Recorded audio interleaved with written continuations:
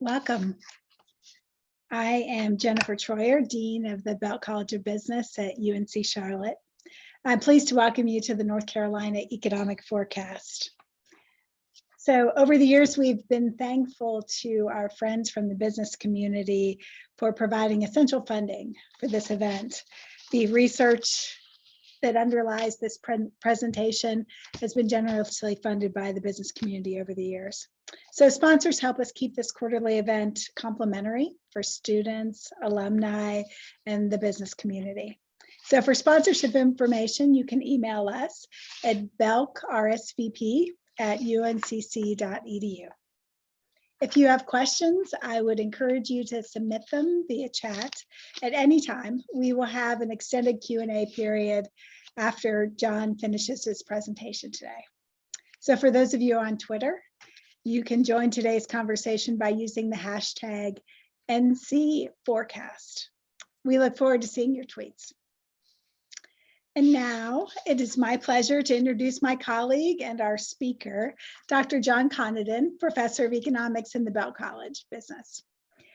John joined the Belk College faculty in 1978 and became director of the economic forecast in 1981 with the first quarterly presentation in 1982. So for 4 decades, from President Reagan's Morning in America to the dot-com bubble and burst to 9/11, and now, through this uncertainty of the global pandemic, John has been interpreting the data and sharing his expertise on North Carolina's economy, where it's been and where it's going next. So thank you, John.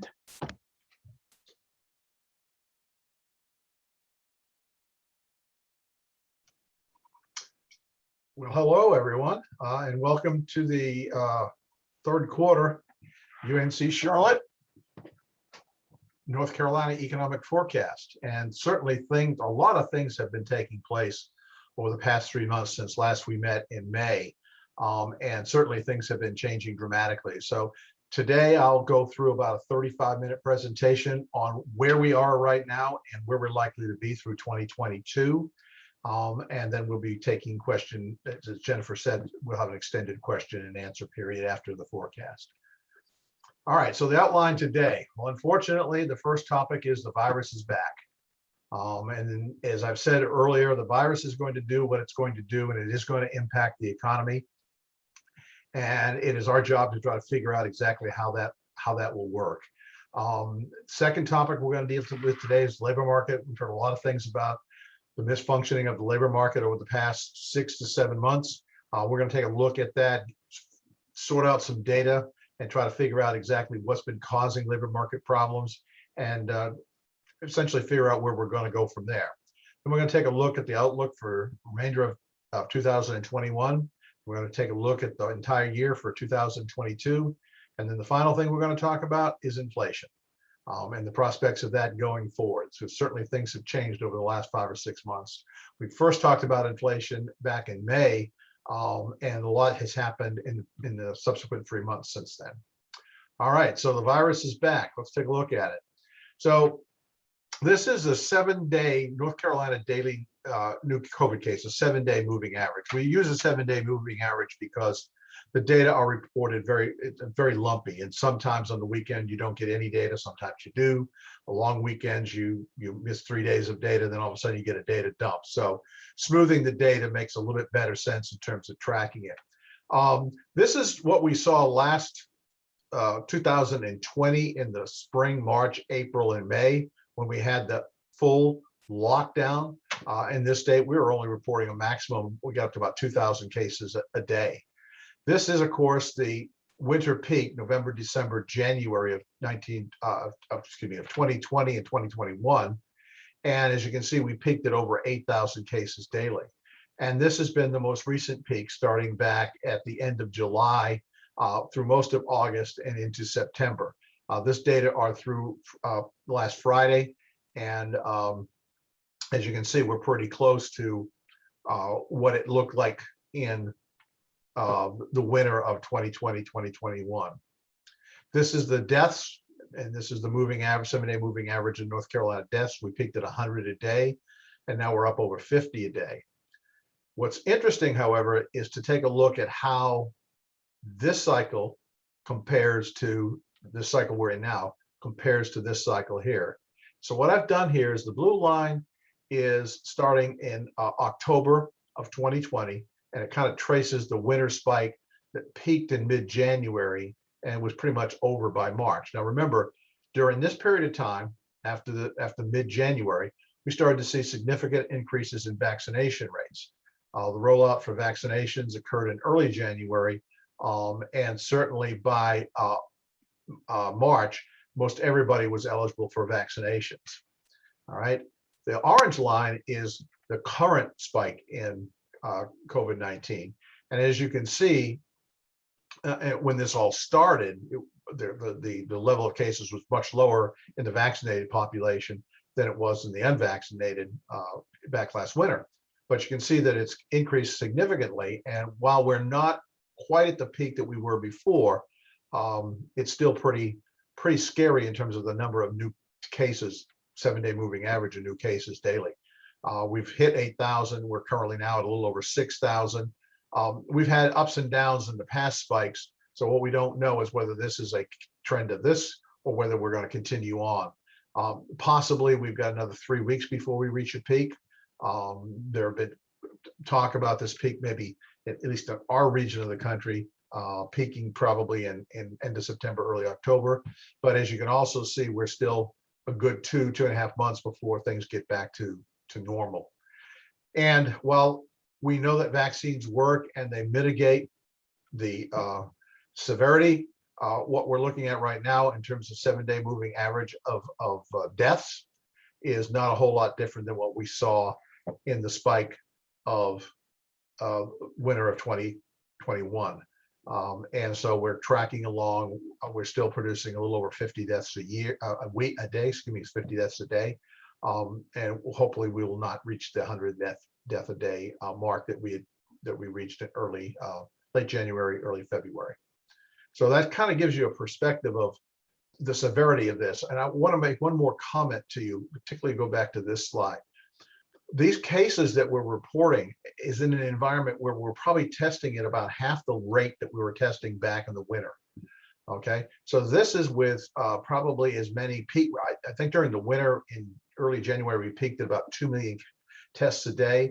We're barely over 1 million tests a day right now. So nationally, so the testing has really dropped considerably in this vaccinated era as opposed to what we saw when we were dealing with the peak in the winter of 2021. All right, here are some state GDP recoveries. So things are getting better in a lot of states. So these are the states, 15 states, as you can see, North Carolina is one of them, who's as of the first quarter of this year, so that's 6 months ago, as of the first quarter of this year, have gotten back to 100% of their real GDP level in 2019 before this all began. And so you can take a look at the states here that have gotten back, and North Carolina is one of the states. We're just a little bit over. The United States is about 99.1%, just a little bit short of being back. The United States got back to 100% in the second quarter of 2021. Unfortunately, we still have a lot of states that have not recovered. And as you can see here, some of these states, Hawaii, Wyoming, New York, there are sort of some reasons you can figure out why that's taking place. But these are states that are still 4, 5, 6%. In the case of Hawaii, over 7% down from where they were in the fourth quarter of 2019, including our neighbor to the south, South Carolina. All right, in terms of unemployment rates, the July unemployment, which is the last we have for all 50 states, as you can see, a number of states have recovered on the employment side of things very, very well. Nebraska, Utah, New Hampshire, South Dakota. They're all not, low population states. We've got some others in here like Alabama and Georgia, which are, significant population, Minnesota, and they're all up below, the 14 of them below the 4% level. North Carolina is at 4.4%, and we've pretty well, and we're certainly lower than the US is in terms of the unemployment rate in July. And here are the states that still have pretty high unemployment rates relative to what's going on in the US. Okay. And these are states that had more severe lockdowns and have been much slower coming back from those lockdowns during the early part of this year and into the summer. Okay, all of this and certainly the spike that we have seen take place this late summer and into the early fall has caused a significant change in consumer confidence. So back in the first half of the year, consumers were back pretty robust, pretty happy, ready to go forward, and essentially enjoy this recovery back to full employment and getting our GDP back to not only where it was, but certainly start some new growth in GDP. But in the last month or two, we've seen consumer confidence drop, and it's dropped principally because of the return of COVID. And that's certainly a problem going forward as consumers start to feel a little bit cautious and with the uncertainty of where this new spike is going to go and how bad and how long it's going to last. Certainly something that we need to pay particular attention to going forward. Because remember, consumption is 70% of GDP. And so if consumers aren't happy, the economy is not happy. All right, so let's take a look. One of the things that's we've seen talked about tremendously during the last, I would say, 6 months or so, has been problems in the labor market. And that has manifested itself in lots of supply shortages. And as we'll learn later, it has had some impact on inflation from the supply side of things. So let's take a look at the labor market and see if we can figure out what's going on and what the likelihood is that it's going to recover anytime soon. All right, so this is the number this is the slide or the data that you see frequently that talks about the number of unemployed persons per job opening. Okay, so if we go back here, this is this is the 2007-2009 recession, this gray line right here. And so during that period of time, we saw a peak just as the recession was ending of over 6.5 unemployed people per job opening. Okay, so for every job that was out there, there were 6.5 people looking for jobs. And since then, it's come down fairly steadily to the last years, if you will, of the last months of 2020, when the unemployment rate was below 4% for an extended period of time. We started seeing more job openings than there were unemployed people. So we begin to see this labor shortage issue that we have talked about in the past. During the mandated shutdown, and hey, this is what's really interesting here. You notice this was an 18-month recession, the Great Recession of 2007, started in December of 2007, ended in July of 2009. So it was a pretty long 18-month recession. The folks that keep the recession data, the National Bureau of Economic Research, have tagged this one as a 2-month recession. March and April, that's it. Okay, everybody go home, it's over. As you can see, we peaked at about 5 unemployed persons per job opening, and we've seen this dramatic. People talk about a deep V recovery. I think this one gives us a clear understanding of how quickly the recovery was on the employment side. Again, there were systemic problems with the economy that really slowed this recovery down coming out of the Great Recession. There were no systemic issues when we pulled the plug on economic activity in March of 2020. So it recovered pretty darn quickly. And again, we're now down to those levels that we were in 2019 before this all began, where we have more job openings than we have unemployed persons. Okay. So that's the one you see. Now, just kind of put a sense of this together. This is job losses that occurred last April compared to February as a result of those mandated shutdowns. And you can see that for most of the sectors, for overall, it was about a 14% decline for the US, a little less decline, about 13.5% decline for North Carolina in total jobs lost in that 2-month period. Okay, but you look at most of these sectors here, and they're between 5 and maybe 12. There's one here, retail trade, that hit 15%, and construction hit 14.6% nationally. Not so much here. We saw less. But 2 sectors really seem to take the brunt of the shutdown. And this is because a lot of these sectors could set up in a way that they could maintain social distancing and masking. Not so much retail trade, but certainly a lot of the others. Or in the case of information and financial activities and business and professional services, we could do virtual work.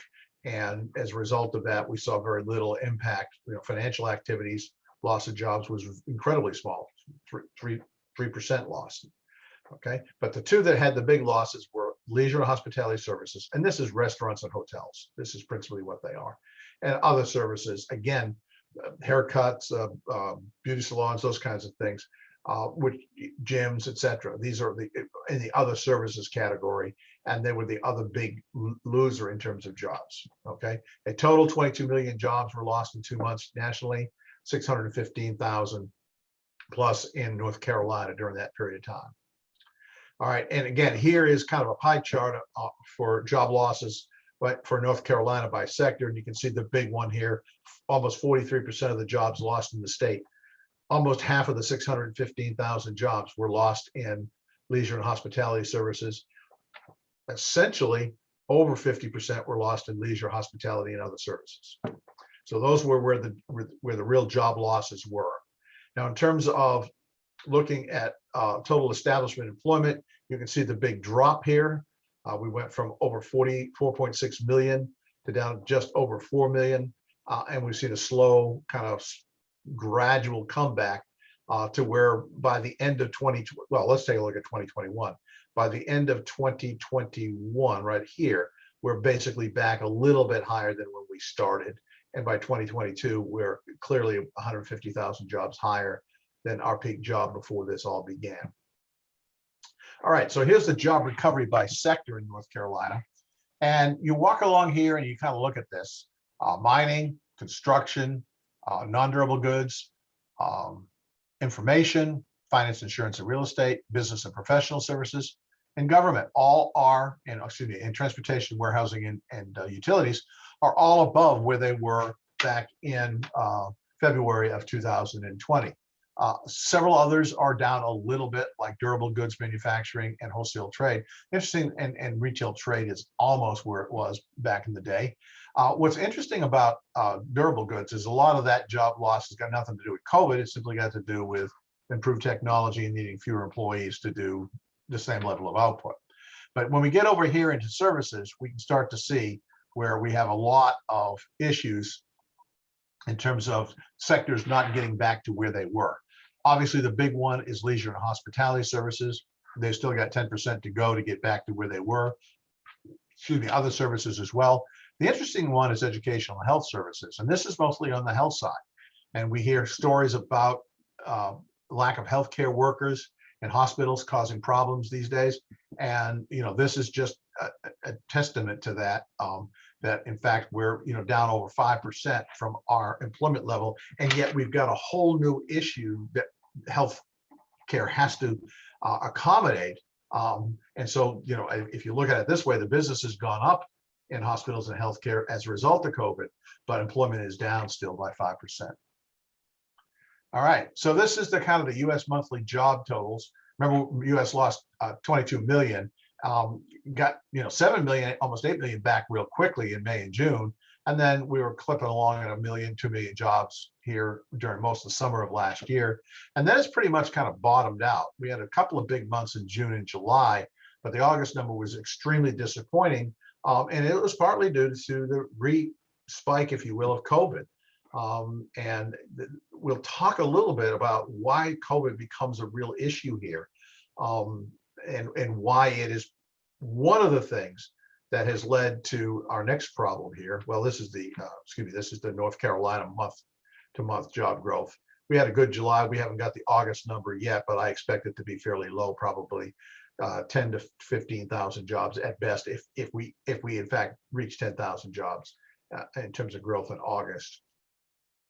But here we have the thing that I think is most interesting about this.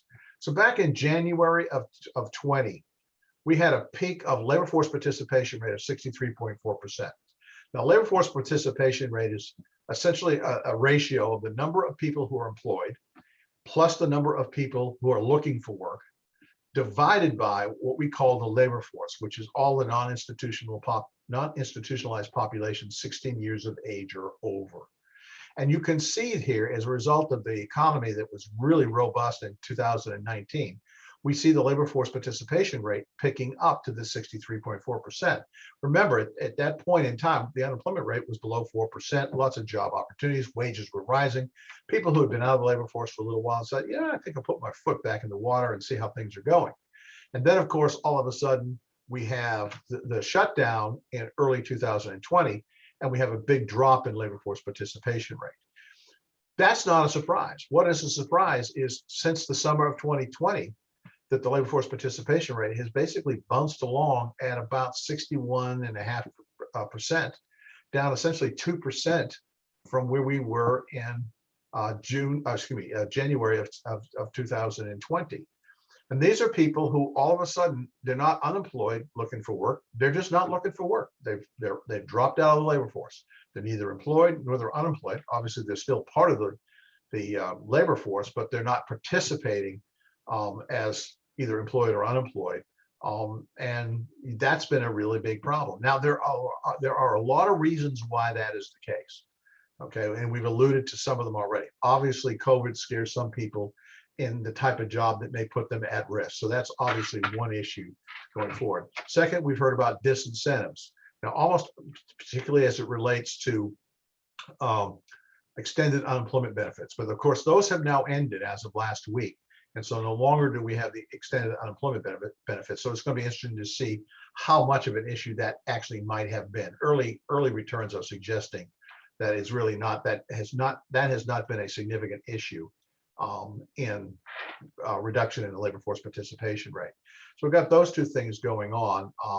And so, there are multiple of things that are causing that. I think the other thing is that we often don't talk about is the population is aging, and the age cohort that is in the retirement age group is a lot bigger than the age cohort that is entering the labor force behind them 40 years.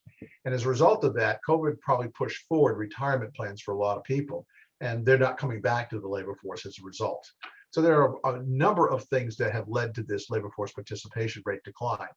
Bottom line is there are 3 million fewer, 2.9 million fewer people that are either looking for work or working than there were, or there should be, if we were back to a 63% labor force participation rate. All right. And these are a similar story in North Carolina. Our labor force participation rate's a little lower than it is in the US.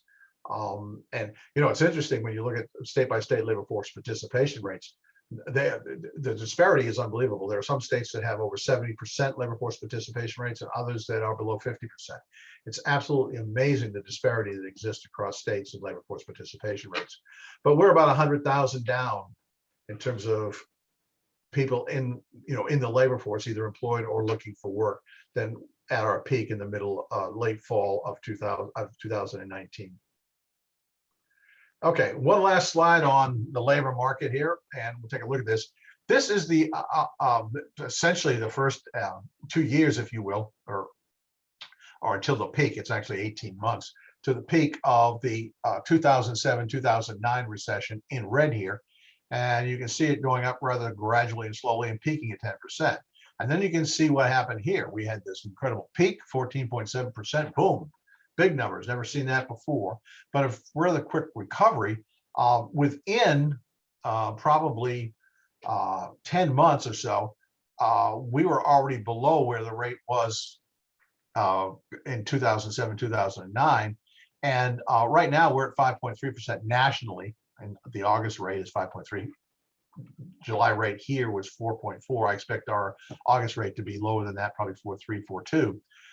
Yet you can see right now that we're a good 4 points lower at this time in this cycle than we were in 2007, 2009. Okay, and this, by the time this hits 10% in 2007, 2009, will probably be in the 4% range by that point in time. One last look at this. These are our unemployment rates. This is the July number, which we have for both, this July for North Carolina, August for the US. This is the actual published rate. This is the rate if we were to compensate for the 2.9 million fewer folks in the labor force and 100,000 fewer folks in the labor force in North Carolina. So while the published rates look pretty good, adjusting for labor force participation rates, it's about 1.5%, 2% higher when the adjustment is made. All right, let's take a look at the economy in 2021 in North Carolina, see what things are doing.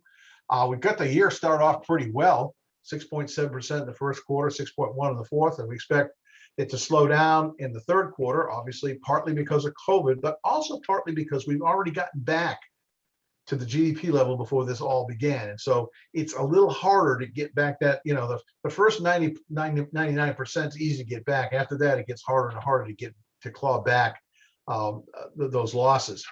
So we expect to see the GDP tail off to 4.2 and then 3.6 in the third and fourth quarter. Overall, we'll see a 5.3% growth rate on 2021 compared to a negative rate in 2020, excuse me. On a sector by sector basis, it's kind of interesting here. All the sectors are going to experience GDP growth during the year. Hospitality and leisure services, of course, going to be the biggest one at 15.7%. Durable goods also picked up considerably, as did mining, but mining is, agriculture. But agriculture is such a small part of the economy that it really doesn't provide a lot of impact into the overall growth rate. For those of you that have not seen this chart before, let me give you a way to interpret this. The horizontal axis tells us how much each sector grew, okay? And the vertical axis is essentially a pie chart. If you add all these up, you should get to 100%, plus or minus 1/10. And so the vertical axis tells us the importance that each sector contributes or makes up of the state's GDP. So when you look at the size of the rectangle, you get a sense as to which of the sectors, from a growth standpoint and from a size standpoint, size in the economy standpoint, the bigger the area of the rectangle, the more contribution that sector made to overall state GDP. So you can see that durables had a big impact. Education, business and professional services right here had a big impact, as did fire. Not so much because finance, insurance, and real estate grew, but because it's 18.4% of GDP. Okay, so overall, that's the case, 6.1% real growth in the year. Looking ahead to the employment side of things, we gained 211,000 jobs in expected to gain 2011, 211,000 jobs in 2021 by year end. Most of those have already been created as we speak. We expect growth would be 3.6% employment, and we can see the sectors that have had the big growth: government, hospitality and leisure services, non-durable goods, wholesale trade had pretty good growth, and construction. Construction was a pretty big growth in employment. It doesn't make up a lot of the employment, 5.4%, but it had a significant increase in the growth. Okay. All right. So when we look at the recovery through the end of 2021, when we look at GDP, so at the fourth quarter of 2019, we were sitting at $516 billion. By the end of this year, we'll be at 538. So we'll be 4.3% higher at the end of this year than we were at the end of 2019. So that's 2 years ago. So despite the incredible decline that we saw, of a 36% decline in the second quarter of 2020, GDP is going to be 4.3% higher in real terms at the end of this year than it was 2 years ago. Same thing with employment. We're going to have 36,500 more jobs at the end of this year than we had 2 years ago. And the unemployment rate is going to be down to 4.2% by the end of this year. However, that's still going to be slightly higher than the unemployment rate back in December of 2019, when it was below 4% at 3.5%. All right, let's take a look at 2022. Big difference in 2022. If you remember, we had significant growth in had a couple of 6% quarters. 2022, we're not even going to hit 3% for any one of the 4 quarters. 3% overall, because it's kind of an average of GDP in 2020. It's kind of a mathematical idiosyncrasy there.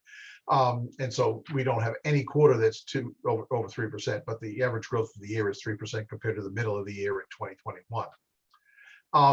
Here's the thing that's interesting. This is sort of a return to what we were experiencing before this all began. Okay, so what was happening before is we were lucky to get to 2%. In fact, that was a big issue in the 2016 presidential election. And despite electing Donald Trump and a Republican who said they could get us to 4%, we never actually quite got there. We had a few quarters at 3+%, but on average, we were running just 2.1% average annual growth rates during those 4 years until, of course, 2020. And the reason for this is simple, okay? We're getting back to full employment. We're getting back to essentially where we were before this all began. And the structure of the economy was such that 2.5% is pretty much what you could expect. Now, to understand why this is the case, real simple. Two things, and two things only, can lead to GDP growth: an increase in the labor force and an increase in productivity. Well, right now, we're not having any increases in the labor force, not just because of the decline in labor force participation rates, but also because of the aging of the population. The cohort that is in the retirement phase right now and entering retirement and leaving the workforce are being replaced by a group of young folks that is smaller, fewer people in it. And therefore, the labor force is pretty stagnant in terms of growth. So you're not going to get any GDP growth out of labor force. That's essentially a 0% contributed to growth. So the only way you're going to get growth is through productivity, which typically runs about 2.5% growth per year. And that's reflected in these GDP growth numbers. On a sector by sector basis, again, the good news is in 2022, all the sectors are expected to experience growth. Hospitality and leisure will lead the way again. But there's the growth rates are mitigated. They're much smaller than they were back in 2021, and more stable in terms of what we're seeing here. The good news on the employment sector is we're going to continue to add jobs, another 126,000 jobs. That's a misprint. That's about 2.3%, not 3.6%. My bad. And so we'll see about 126,000 new jobs created. On the unemployment side of things, right now we're sitting at 4.4%. We expect that to be about 4.2% by the end of the year. And we expect by the end of 2020 to get back down to that 4% level. And in today's world, today's environment, that is essentially a full employment level, okay, at 4%. So this is going to be a much shorter recovery to get back to full employment level, because we're almost there right now. We're really close in this state, and nationally, I think the rate will be just a tad above that. So we're really close to full employment right now, and we'll probably get back to full employment sometime in 2022, certainly by the end of the year. All right. So the last topic we're going to talk about is something that we first mentioned last week, last forecast in May. Excuse me, Marco Rubio moment there. And that is inflation. All right. This is a tough chart to follow. But the problem that we have when people report inflation, and typically we use the consumer price index, is, I'm reminded of this famous quote out of the mid-1800s by former British Prime Minister Benjamin Disraeli, who said there are three kinds of lies: damn lies, and statistics. And I think this chart will help you understand how statistics can be used in a somewhat misleading way. There are two ways to think about inflation using the consumer price index. Let's take a look at the red one right here. Okay, let's do the blue one first, annual increase. The blue line basically is, okay, what's the CPI this month? And what was the CPI 12 months ago? Same month the previous year. And you can see, if we follow those through, we're getting, 2%, 2%, 2.5%, 3%, 4%, 4.5%, 5%, 5%, 5%, 5%. And the last month we have, which is August, we get 5.25% inflation. So the August number that just came out yesterday is still pushing a 5% plus annual rate of inflation. Now, for those of you that are on, what's the word I want? Social Security and are looking forward to your increase, that'll be determined in a couple of months. It is the 12-month annual increase. So it'll be the month, I think it's October of 2020 compared to October of 2019. And how much did it increase percentage-wise? So that's one way to look at it. Another way to look at it is what's called a monthly annualized increase, all right? And that basically takes a look at, so for example, if we take this June number, 11.74%, that's how much the CPI increased from June of 2021 compared to May of 2021. So it's a 1 month increase, but it is then annualized, which basically means it's raised to the 12th power. Okay. Now, before you get crazy about, President, this is a common technique when we annualize data. And so all of our GDP numbers, when I give you a quarterly number that says GDP increased in the second quarter by 6.1%, that's an annualized number. And remember back when we were talking about the decline in GDP of 36% in the second quarter of 2020, that's an annualized number. The GDP only declined by about 9%, but you annualize it and ask the question, well, if this was to continue for the next 4 quarters or for the next 12 months, what would it look like? Okay.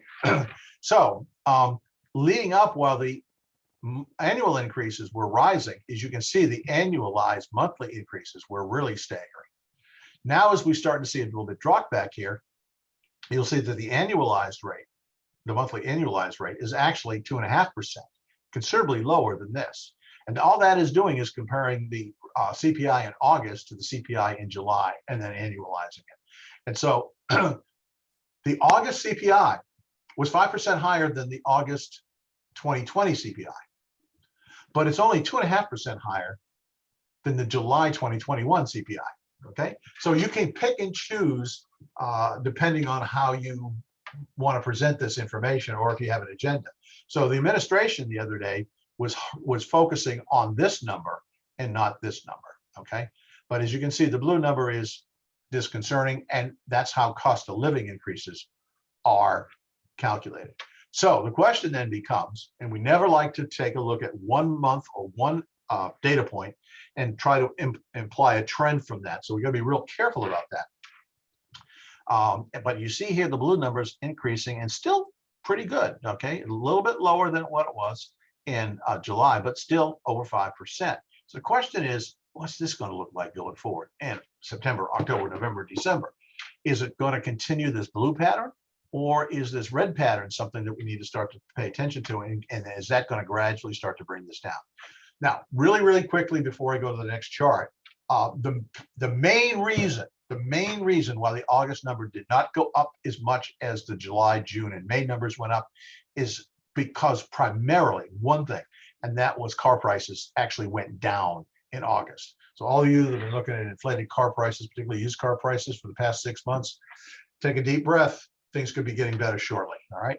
However, for me anyway, what I look at is there's a sort of an indicator of what the consumer prices are going to do, and that is producer prices, because they're going to hit price increases are going to hit the producers before they hit the consumers. So when producer prices go up, those get passed on. And as you can see here, there's a scant no difference, if you will, between the monthly annualized number and the annual increase on producer prices. And they were up, as I say, by both of them by over 8% in August. And that is a little disconcerting. So while we may have some good news here, all right, there's certainly not good news right here, because that is ultimately going to get passed on into the retail sector and on to consumers within the month or two. All right, so types of inflation. We have demand pull inflation, and that's when demand for output exceeds what the economy can produce. Buyers bid the price up. And of course, we've seen that happen for the last 18 months with all the stimulus checks coming out of Washington. There have been 3 rounds of stimulus checks. We also have another kind, which is prevalent today as well, and that is cost push, where prices are pushed up by increases in costs or availability of the factors of production. And also we've got issues right now, and we've had for the past several months, with work disincentives. And those all tend to push prices up. So you've got demand side factors that affect inflation, and you've got supply side factors. So when we look back here, inflation, the last time we had really severe inflation was during the 70s, And you can see here, this is always a scary number. We had 3 years where inflation was over 10% and almost 10% in 1975. And I can tell you some war stories about living through that, but we don't have time today to go through those. But there's some interesting stories of way people were dealing with these prices going up by over 10%. Now that's not hyperinflation. Okay, gotta get to 20% before you get to hyperinflation, but it is still scary and it is very disconcerting and very difficult for managers to plan going forward when you have these sets of price increases annually. All right, so the 70 inflation pressure was on the demand side. We had a whole series of new domestic programs as a result of Lyndon Johnson's Great Society and the war on poverty in the 60s. So we had the following programs that were instituted in 65: Medicare, Medicaid, aid to families with dependent children, which we sometimes refer to as welfare, food stamps, which is the program for supplemental nutrition program, which we call SNAP now. But there are also 12 more programs to try to build a safety net, okay, to deal with the war on poverty. In addition, in the late 60s, we had the buildup of the Vietnam War. In 1971, we went off the gold standard, and so we had all kinds of currency stabilization issues that were taking place during the 70s as we went from a commodity-based currency to a fiat-based currency. On the cost side, we had cost push issues. We had energy prices, which were rapidly increasing during the 70s, and we had availability. We had 2 gas shortages during the 1970s, the winter of 73, 74, and the summer of 79, all of which led to the inflation that we saw in the previous chart. Real quickly, because I hit this last May, I just want to reiterate. On October 6th, the then Fed Chair Paul Volcker took dramatic steps to rein in the runaway inflation. And basically, he drove interest rates up dramatically. And the days of easy credit turned into the days of very expensive credit. The prime lending rate under Volcker in early 1980 exceeded 21%. Some of you that are old enough remember mortgage rates in the 17 to 19% range in early 1980s. Basically, that got out in front of inflation and took care of inflation. Now, inflation for the past several years, you can see here, through 2012, this is the beginning of the recovery, if you will, out of the Great Recession.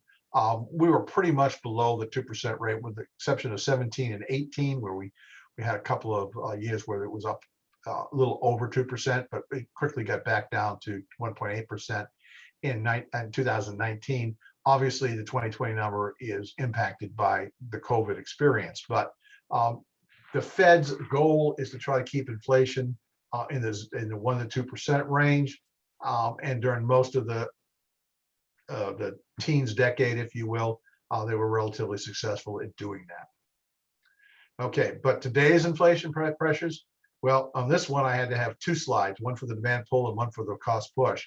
We have domestic spending, which has been increasing dramatically. We have 3 rounds of stimulus checks. We have the enhanced unemployment payments. So not only do we pay more to be unemployed, but we also stopped checking or requiring people to be looking for work during the last 18 months. We had payroll protection plan, which paid people who are out of work in addition to the enhanced unemployment payments. We instituted a child care credit in July. We increased that in the SNAP program, the food stamp program, benefit upgrade, where recipients get higher checks each month now because of a change in the nutritional requirements of the SNAP program. On the cost side, we have declining labor force participation rates, which we've talked about earlier. We have extended supply chains that we've developed over the past 20 years that are global in nature, and those have been disrupted tremendously by the spikes that happen at different timing across the world. And obviously, the extended supply chain, one of the biggest ones we've heard, and that led to the car price problem, was in electronic chips. That is a global supply chain, and the demand far exceeded the ability of the global supply chain to meet the demand.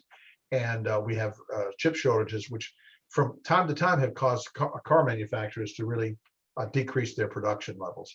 We've had expanded regulations under the Biden administration. We have the continuing COVID issues and vaccine requirements. And these relate to people's willingness to go to work and where they work and how they work and whether they want to even be employed and the risks they want to take. Okay, so this is the Fed balance sheet. And I'm starting to run out of time here, so I got to go real quickly.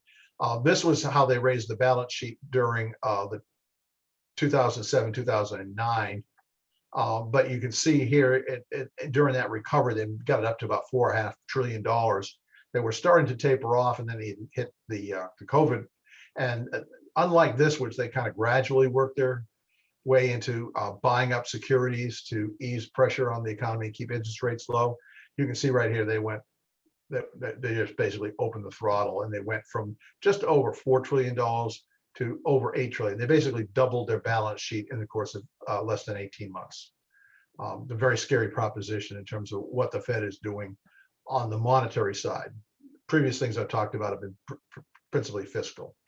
And this has been, mortgage rates have been coming down. Here they were in 2007-9, and here they are right now, bumping just above 2.5% for 30-year mortgage rates. Very, very low, historically very low. You can see we're going back to 1970 here. We've never seen anything like this in terms of the level of mortgage rates. All right, here is the transfer payment spikes that take place here. Transfer payments generally just going along just nice and smooth as they can be, and then bam, a spike here, and then bam, a spike there. And you can see that we're still higher than the trend line would be in terms of consumer demand because of transfers. And that's all the programs we talked about: payroll protection, extended unemployment, child care benefits, etc. All right, and here is a list of all the programs that have passed that have led to demand side increases at $6.1 trillion and a budget deficit in excess of $4 trillion this year. Now, these are all scored on a 10-year basis. We've probably spent just under $5 trillion of these so far. And this is the $700 billion round of quantitative easing that the Fed has engaged in terms of the $4 trillion of bond purchases that they have engaged in over the past 18 months. And keys to watch going forward. So normally I only have 4 or 5 of these, but now we have a lot more of them. So we've got to be real cognizant of COVID-19 spikes going forward, what this spike is going to look like, how long it's going to last before it peaks, and how long it's going to last before it tapers off to tolerable levels, and any potential lockdowns or reduction in restrictions, etc., that could impact the supply side of the labor force. Vaccine dissemination, we saw it go up gradually the last couple of months as a result of the spike, but honestly, it's not that much different than it was after it peaked early on with all the folks. We still have a lot of vaccine resistance in this country, and as a result of that, that's probably not the way we're going to get out of COVID.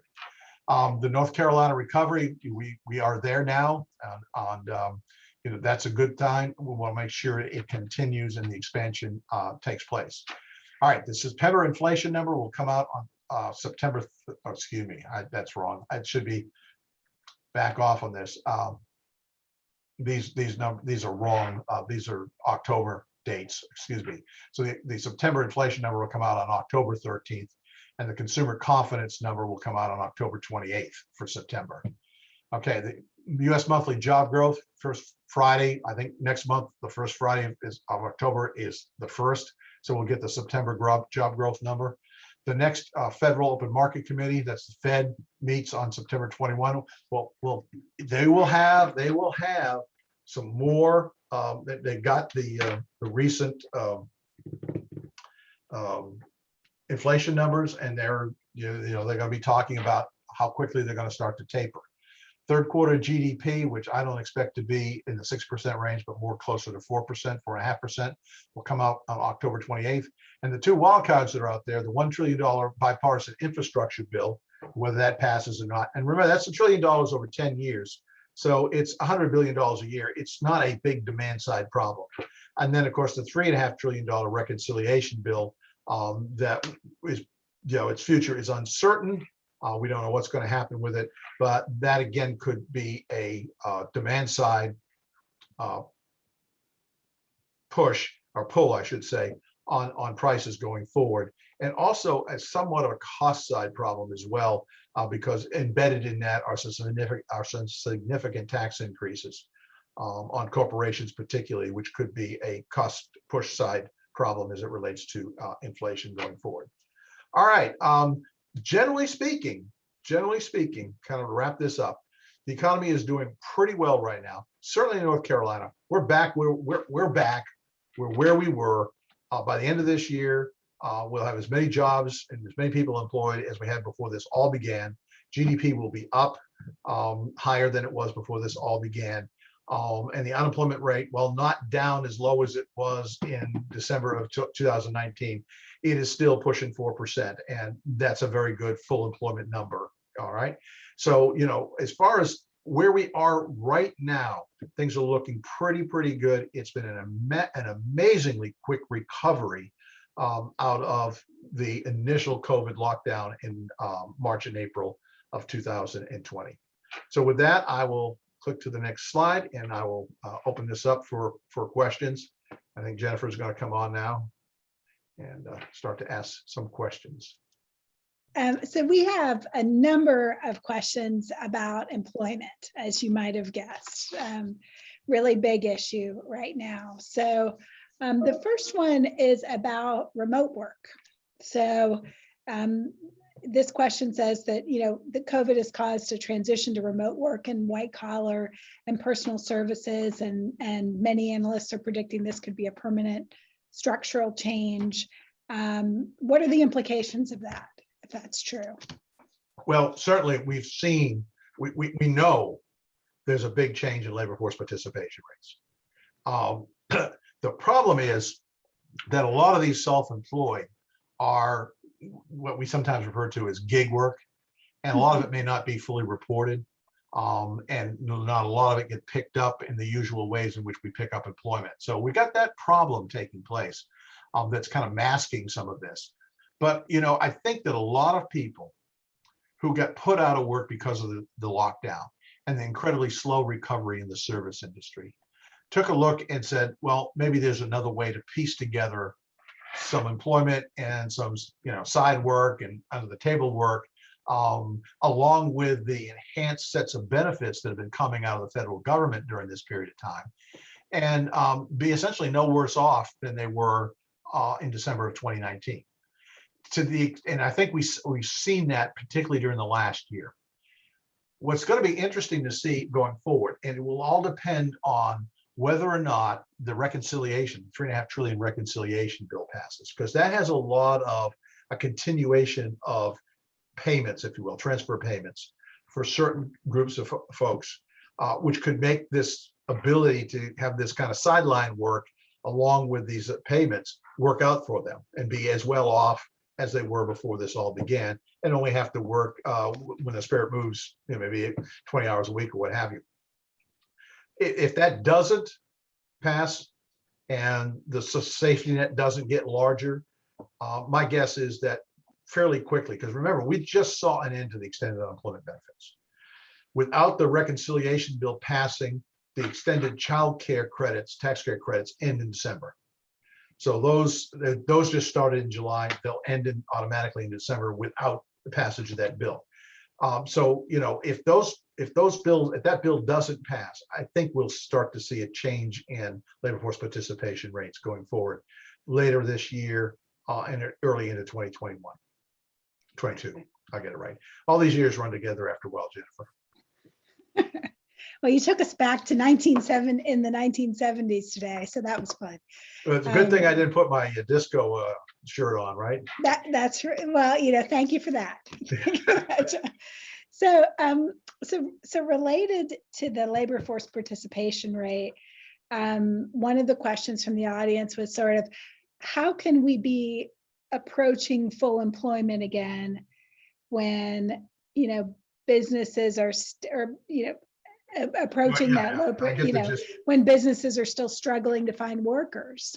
I had that slide back at the beginning in the labor force where I said, hey, look what's happening here. When we adjust this for the reduction in the labor force participation rate, what are very encouraging unemployment rates turn out to be a little bit higher. The question is, and again, you can't go making data up. So that's just to give you a sense as to what would happen if all of a sudden 3 million people entered the labor market in the United States and 100,000 entered the labor market in North Carolina. All of a sudden we see the unemployment rate go up. But what we've seen, and this is related to the first question that you asked, what we've seen is people just dropping out of the labor force for a variety of reasons. There's the aging of the population, and people took the COVID experience to say, okay, it's time to go. Secondly, we've got a safety net, an expanded safety net that allowed people to say, okay, I don't have to work right now. I've got enough that I can make it by. Thirdly, we have people that are deathly afraid of COVID and are simply in the work environment that they've got to go back into. They're not comfortable with it. Okay. Fourth, we also have childcare issues. Most every school started back this year, but we all know that a lot of them have gone back to virtual because of spikes in their communities. And that puts a lot of pressure on families and the ability of two-wage earner families to continue in that model. So all of those things have led to that change in labor or decline in labor force participation rate. Specifically to the question, where we see a lot of people, we see a lot of help wanted signs. Without being kind of sarcastic, we can fix that pretty quickly by raising wages. I saw yesterday that Amazon is out to hire 300,000 new workers. And they're probably going to, they have a bonus associated with it. And, I remember if we had this conversation 2 years ago, we'd be talking about, let's have the $15 minimum wage. There's nobody out there that's working today that's making less than $15. And Amazon's going to probably start at $20. Walmart's up to $18 or $19 for starting pay right now. And so if you want workers, you're going to have to pay the new market price for workers. And it's not anywhere near $15. And so if you see a lot of help wanted signs out there, the chances are that they have people coming in to ask about it. And then the job conditions / pay are simply not enough to move that potential applicant off the scale. So, we've seen wages rise in the last 6 months considerably. Last month, they kind of stagnated, but that's, I think, a temporary thing. Yeah, so, another one of those questions related to the labor market really mentioned these help wanted signs, especially at restaurants. Yeah, especially, and, restaurants having difficulty providing appropriate service or the same number of hours, et cetera. I mean, how long do you think this will take to shake out? I think it's going to take a long time. I think it's going to be a surprisingly long time. I don't think this is going away anytime soon. And the reason for that is primarily because there are margins there. I mean, if you go to restaurants today, I don't care where you go, prices are considerably higher than they were 2 years ago, much more so than the overall 5% inflation rate that we've seen. Okay, that's partly due to two things, partly due to their costs for their food, and we know food's gone up, but it's also partly due to the cost to hire employees. I mentioned earlier that, food service jobs tend to be younger entry-level jobs, at least initially, particularly on the wait staff. And that is a smaller group of people entering labor force today that was entering the labor force 3, 4, 5 years ago. There are just fewer people, the population of that age cohort is smaller than what we have experienced in recent years, and certainly lower than the group that is retiring. And as a result of that, we're going to see labor force shortages, particularly at the semi-skilled level, for quite some time. And my sense is that we're going to see technology start to play a role in this, more so than what I get a kick out of this, because everybody was concerned, well, if we raise the minimum wage to $15, that's going to cut a lot of jobs out because these fast food restaurants will go to kiosks and replace employees with technology. Well, now they're going to have to replace employees with technology, not because of the wage rate, but because they can't get the employees. And so we're going to start to see a lot of innovation, not just at the front end where you interface with a restaurant, but also on the back end in terms of some of the cooking that takes place. Somebody soon will invent an automatic fry machine. I'm convinced of it. We'll see. So another labor related question is really sort of getting at this issue that you were talking about the composition of the individuals dropping out of the labor force.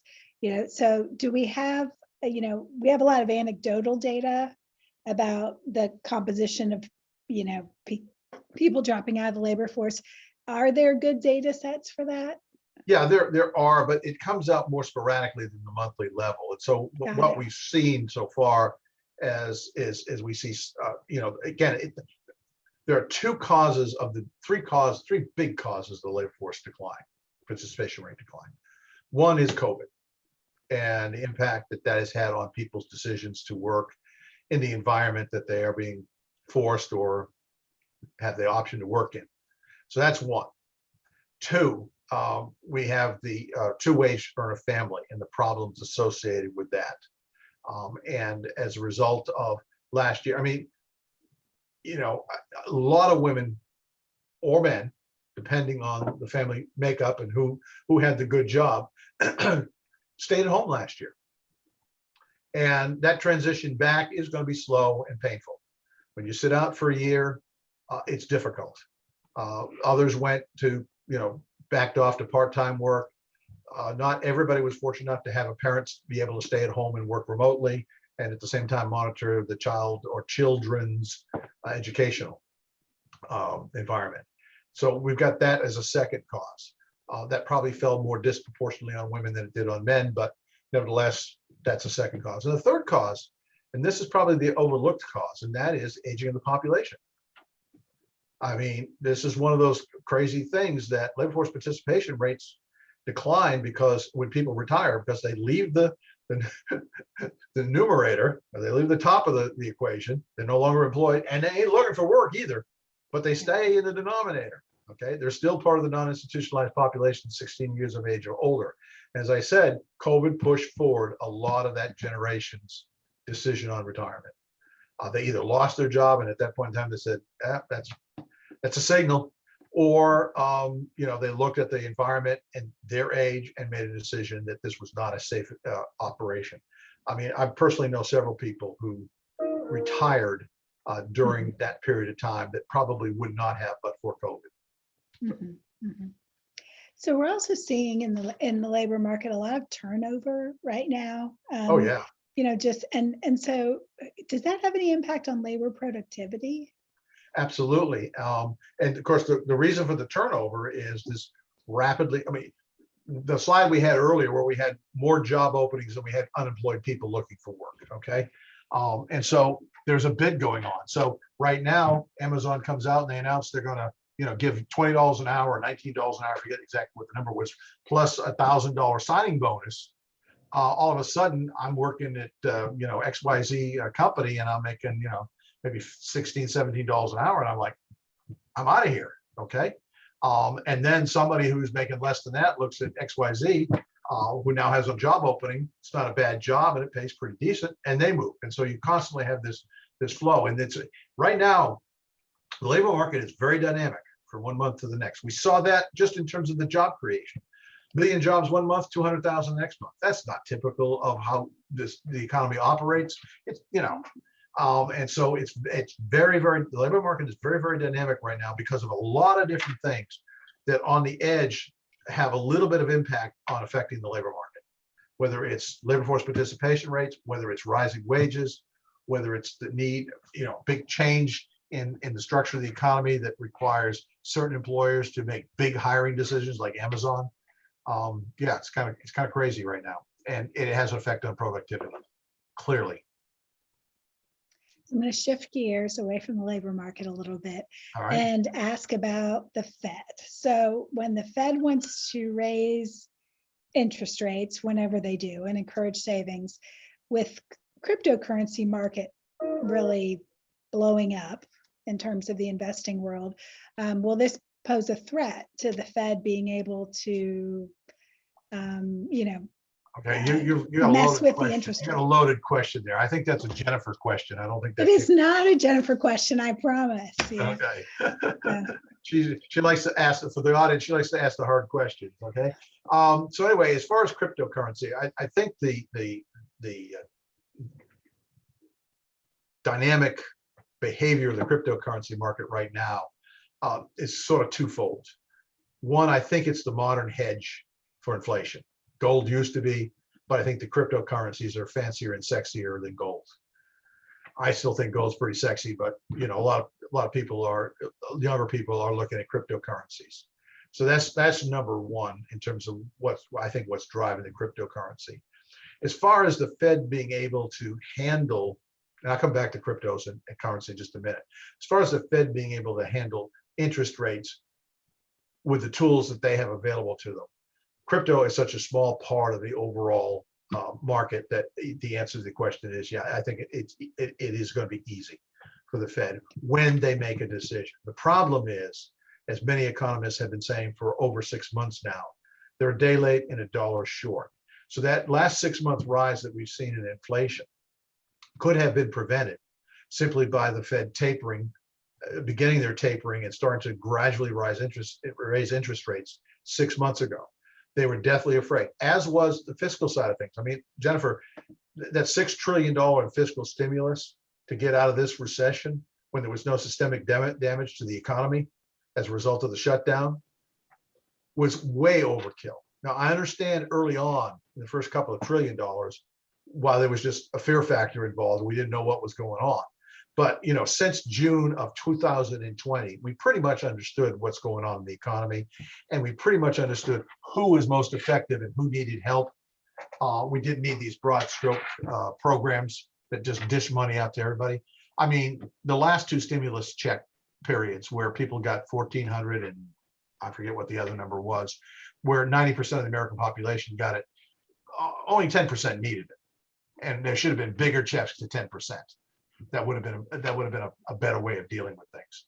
But anyway, back to the Fed. The Fed has been a day late, dollar short. What I'm hoping is this last 6 months of inflation data, they will look at both inflation numbers, the CPI and the PPI. They'll look at both the annualized monthly increase and the annual increase, and they will basically come to the conclusion that they need to start to act, and they will start tapering in this meeting at the end of September. So I fully expect the Fed to do that. It's, as I say, late, but better late than never. Okay. Yeah. So you're not going to believe this, but we actually got a question about gold as well, now that you've mentioned gold. So I'm going to ask this one.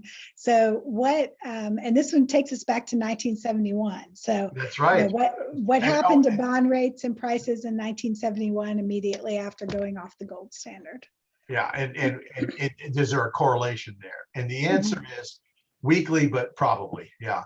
But for all of your audience who is less than 70 years old, okay, everybody's got to go get the YouTube video of President Nixon at the time making the announcement of, this happened. We talk about our politicians today, okay? This happened in the same speech where he took us off the gold standard and instituted a 90-day freeze on wages and prices in the same speech. Yeah. So anyway, you got to go back and look at that one. But back to you know, going off the gold standard. That had been coming for a while. There had been real problems in the 60s associated with gold raiding, R-A-I-D-I-N-G, by foreign countries on the U.S. And so it was going to become increasingly difficult to maintain that $35 an ounce, $35 per ounce standard for which our currency was based on at the time.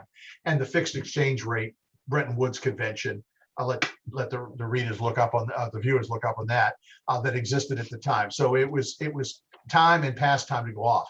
However, when you do that, then there is a big adjustment period because there are all kinds of uncertainties, and there's a fleeing to harder currencies, better currencies, and gold was one of those. And as a result of that, that was part of the reason for the inflation rates during the 70s. But we cannot overlook the Vietnam buildup, and the money was spent on that. We cannot overlook the social safety net programs that were put in place in the 60s that started to become a real burden on the demand side. And we cannot overlook the supply side restrictions. And those days, so much more industry was based on or required stable energy than it does today. And as a result of that, those shortages and price increases in energy during the 70s led to a lot of the inflation that we experienced. Long answer. I got to go back to cryptocurrency real quick. Okay, please. I'm going to do my Barney Fife impression here. The Fed should have nipped cryptocurrencies in the bud. Okay, for those of you who remember Andy Taylor or Barney Fife, you remember that episode. But my point is that the real reason behind cryptocurrencies is to have non-traceable transactions. That's the principal reason why those currencies began. They're not used as, they're still used for that, obviously, but that's not their biggest use now. The biggest use is speculation. And so this may go the way of tulips and some other things down the road. I tell you what, on that note, I just on the want to tulip say, bulb note, yeah. I just want to say thank you, John. This has been thank you again. And thanks to all of you for joining us today for the UNC Charlotte Economic Forecast. Thank you. So audience, I just ask you to make plans to join us for the fourth quarter's forecast. The fourth quarter forecast on Thursday, December 9th. The format will be announced a little bit closer to the event. The Belk College actually has a number of upcoming opportunities for you to engage with us through some events and programming, and you can learn more about those at belkcollege.charlotte.edu/engage. We are, as a university, painting Charlotte green for Niner Nation Week, which is October 31st through November 7th. We're celebrating our deep connection spanning 75 years between UNC Charlotte and the greater Charlotte community that week. So the full event lineup is available online. So to help us plan with future Belk College events and to determine your readiness for in-person events and to be entered for a chance to win a Belk College gift pack, please complete our brief survey online so you can scan the QR code with your phone. This concludes our program today. Thank you all for being here, and please stay well.